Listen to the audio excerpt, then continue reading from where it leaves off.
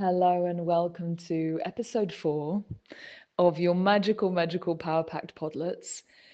Today's topic is going to be really anchoring into your ideal client and really understanding how to anchor into your ideal client. For some of you, this message is going to resonate and you're going to hear it and go, whoa, I hadn't felt it in that way before. Because for some of you, you're going to feel this. You're going to be, oh, that's an F yes for me. And some of you be like, nope, that doesn't resonate with me at all. And that is all good. And the reason I'm bringing this topic to the table is this is something I struggled with for so long.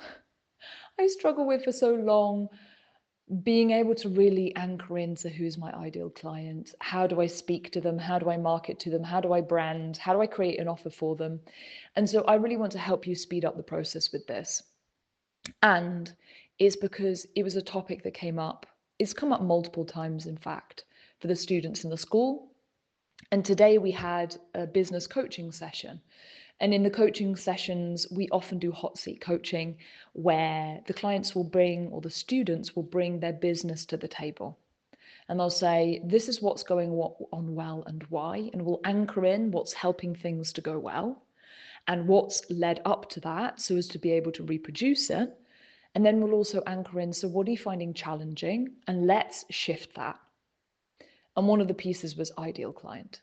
Even though what the person brought to the table was a completely, seemingly different subject, when we unraveled it, actually what she was lacking clarity in is, who is it you want to serve? The reason that she was feeling like really unsure about all of the things, like, what do I do now? What do I even do in my business right now?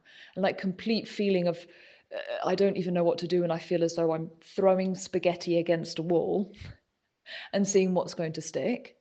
And when we unraveled it, it was knowing the ideal client. And so today what I'm going to do, because in the podlets, it's not about me coaching you. Yeah. In the podlets, it's about sharing stories, sharing insights, sharing motivation, sharing wisdom. And so I'm going to share with you how I anchor into my ideal client. And I know that some of you will listen to this and go, oh, I'm going to do that as well. That feels so good. So this is how I anchor into my ideal client. And I'm going to be honest with you. Doing things this way is by far not the easiest way to do it. You're going to be listening and be like, right, Joel, you're not selling this to me. You're telling me it's going to be hard. I'm out. If that's the case, if you hear me saying it's going to be challenging and you're like, I'm out, you're not my ideal client. I'm going to let that land for a moment. If you're not willing to put in effort and you always want to go for the easiest option, you're not the type of person I work with.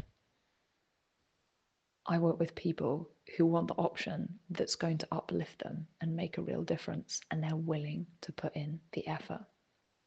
They don't care if it requires more time or more effort.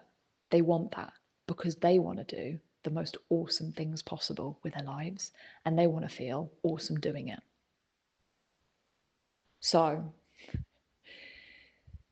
the journey to really anchoring in the ideal client from, this is how I do it. And I'm so clear on my ideal client, and I know exactly what to say to my ideal client. And the reason for this is the following. I am the living, walking, breathing embodiment of the people I call into my space. I know what it is, the effort, the commitment, the discipline, and the consistency required to get the type of results that I have and have the level of fun and joy and excitement about my business that I have. I know what it takes. The type of people I want to work with. So I'm the type of person who it makes logical sense for me to make an effort on a consistent basis, to be happy, to have fun, to be healthy, to serve people. And a byproduct of that is making really good money from it. For me, it makes logical sense. I've never questioned it. I've always been somebody I've always put in effort. Whatever it's I put my mind to, I put in the effort because I see the effort in and of itself is what brings me joy, because I'm proud of who I am and how I'm showing up. And so really anchoring into my ideal client, and this was a piece that really shifted for me. I no longer speak to or serve people who are not committed. I'm not there for people who aren't willing, who aren't interested in putting in the effort. And so when I'm speaking about the things that I do, and those of you who you've been in my world for a while, you know this. Commitment's a word I use a lot. Why? Because I'm interested in working with the people who are actually willing to do the things. I'm not going to drag you along. I'm not going to pull you by the hand or by the hair for you to get the results. That's not what I'm here for. I'm here to uplift you. I'm here to give you the strategies. I'm here to give you the identity pieces for you to choose it for yourself. It's a completely different reality. And this is the thing for those of us who are in service to others. There is the frequency of saving people, and then there is the frequency of knowing what it takes to save yourself, and then being the living embodiment of that and guiding others to do the same for themselves as well. It's two different realities, because one creates dependency and the other shows people what they're capable of. So whatever it is that you help people with, and this is my invitation, whatever it is you help people with, when you stop trying to save people or fix them, or feeling like you need to help them with their problems and reduce their suffering, and you actually know what it is yourself, what is required for you to get the results that you present for people, and then you're a walking, living embodiment of that, you know exactly what to say to your ideal client. And you know exactly how to speak to the power and the desire within them to be that, to step up to it. To say, I'm not quite there yet, but of course I'm going to work with you because you're going to show me how to become it. And they take responsibility. It's like you're passing them, at the Olympics, the fire, I can't remember the name of it. It's like you're passing it to them. You've got this. You've got this, and here's the blueprint. Do this and do this and do this. This is what it means to walk the path before people, to know what it is, what's the map, what's required for them to reach the treasure that they're going for. So if you're not sure about how to anchor into your ideal client, become that yourself first. And then you will have no issues speaking to it. So if you currently find that you're leaning into the next level of commitment, of belief in yourself and confidence and all of those things, don't just do it for you. Do it to be the living, walking embodiment of that so that you can guide others on that path. And then ask yourself, do you want to work with the clients who are going to be dipping in and out, up and down, round and round, putting the responsibility on you for the results that they get? Or are you here for the clients who actually want to do the work? And if so, know within you what that is and what is required. So this is actually quite a bit of potent teaching. I won't usually be doing this in the podlets.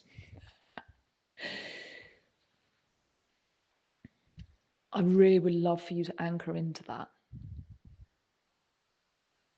Because I'm going to leave you with this. When it comes to the sort of spaces that I set up, the people I work with, it's a minimum of a year. Most people stay longer.